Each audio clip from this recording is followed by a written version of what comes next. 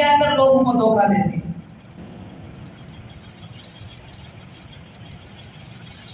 جب میرے آقا نے صحابہ کو یہ بتایا کہ انا خاتم النبیین لا نبی بعدی، میرے صحابہ میں آخری نبی ہوں، اللہ نے نبوت کا دروازہ اس محمد رسول اللہ پر بند کر دیا۔ گویا کہ میں اس ختم نبوت کے اوپر میرے آقا نے فرمایا میرے صحابہ میں اس نبوت کے اندر ایک آخری اینٹ تھی، اللہ نے مجھے لا کر نبوت ہی ختم کر دی۔ اور لو کان بعدی نبی اللہ، عمر میرے آقا نے ساتھ کہہ دیا کہ میرے صحابہ اگر اللہ نے میرے بعد کسی کو نبی بنانا ہوتا تو وہ عمر بن خطاب ہوتا۔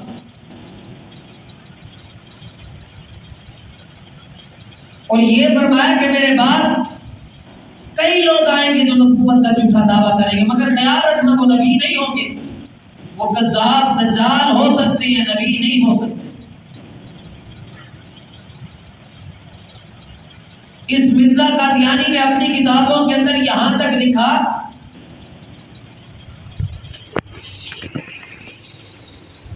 صرف اس نے نبوت کا دعویٰ ہی نہیں کیا بلکہ اس نے اپنے آپ کا خدائی کا دعویٰ بھی کیا۔ اس کے اپنے بیٹے نے اسے نبی نہیں تسلیم کیا، اسی کی کتابوں میں لکھا ہے، یہ خود کہتا ہے۔ اور اس نے اپنی کتاب میں لکھا کہ میرا جو بیٹا ہے یہ چاہے اسے نبی نہیں مانتا مگر وہ قمر الانبیاء ہے، گویا کہ وہ انبیاء کے اندر ایک چاند ہے، چاند کی حیثیت رکھتا ہے، جیسے ستاروں میں یہ چاند،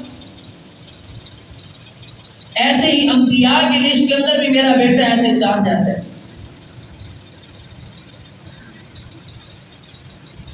اور اس کو اس کے بیٹے نے بھی نبی نہیں تسلیم کیا۔ تو یہاں پر ٹریفک والے تو ہیلمٹ والوں کو نہیں چھوڑتے، چلان کر دیتے ہیں، بڑی گاڑی کی ایک لائٹ ہو تو وہ اس پر چلان کر دیتے ہیں۔ یہ چاہے کہ نبوت کی پٹڑی ہو، انبیاء کی لسٹ کے اندر کوئی ایسا بھینگا بندہ تو نبی نہیں بن سکتا نا، ہو کانا اور بھینگا اور وہ نبی بن جائے، بالکل۔ نبی کی ایک صفت ہوا کرتی ہے، نبی کے اندر اللہ ایسی خصوصیات رکھتے ہیں کہ اس کو دیکھ کر شجر بھی بولتی ہیں کہ یہ نبی، یہ چاہے کہ انسان اس کی نبوت کی گواہی دے۔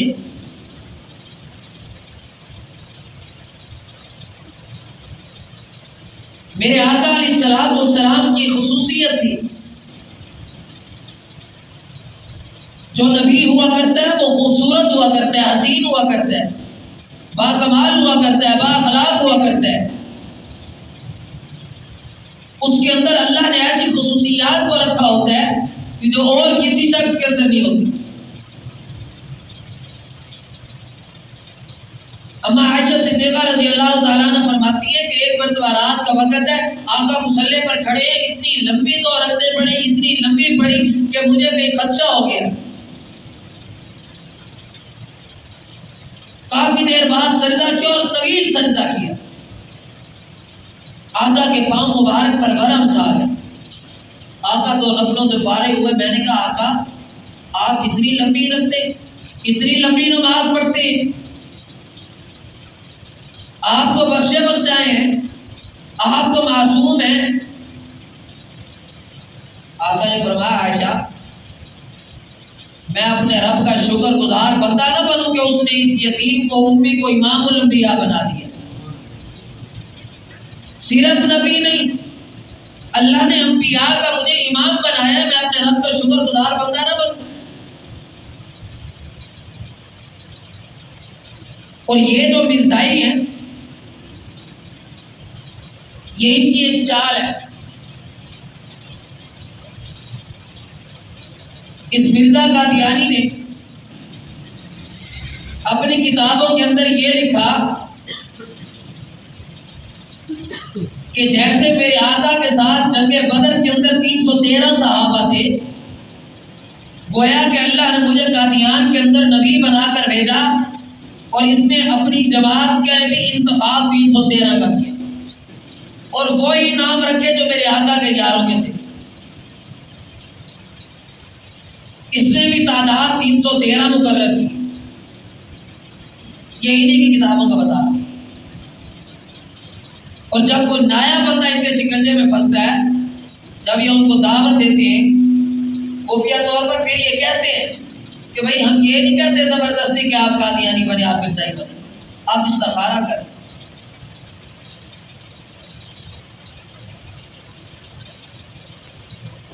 مرزا مسرور جس کا ایک خلیفہ ہے، اسے ایک بندے نے سوال کیا. وہ کہتا ہے جی ہم بھی کلمہ یہی پڑھتے ہیں کہ لا الہ الا اللہ محمد رسول اللہ، اور یہ مسلمان بھی یہی کلمہ پڑھتے ہیں، ہمارے احمدیوں کے اندر اور ان کے اندر فرق کیا ہے؟ یہ اپنے آپ کو احمدی کہلواتے ہیں. اس نے کہا جی کوئی فرق نہیں ہے.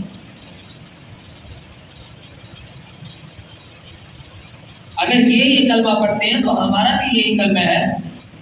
دراصل یہ اس نبی کی بات کرتے ہیں، اس نبی کا کلمہ پڑھتے ہیں جو بیت اللہ میں آیا، اور اسی کو دوبارہ اللہ نے قادیان میں نبی بنا کر بھیج دیا، ہم اسی کا وہی کلمہ پڑھتے ہیں. لہٰذا وہ نبی قادیان میں آیا، ہم اپنے آپ کو قادیانی کہلواتے ہیں.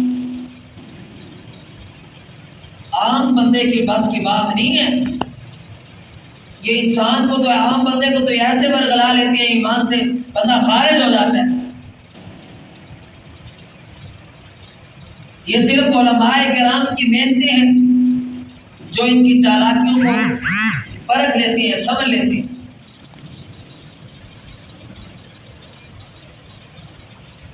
امام الانبیاء والمرسلین صلی اللہ علیہ وسلم نے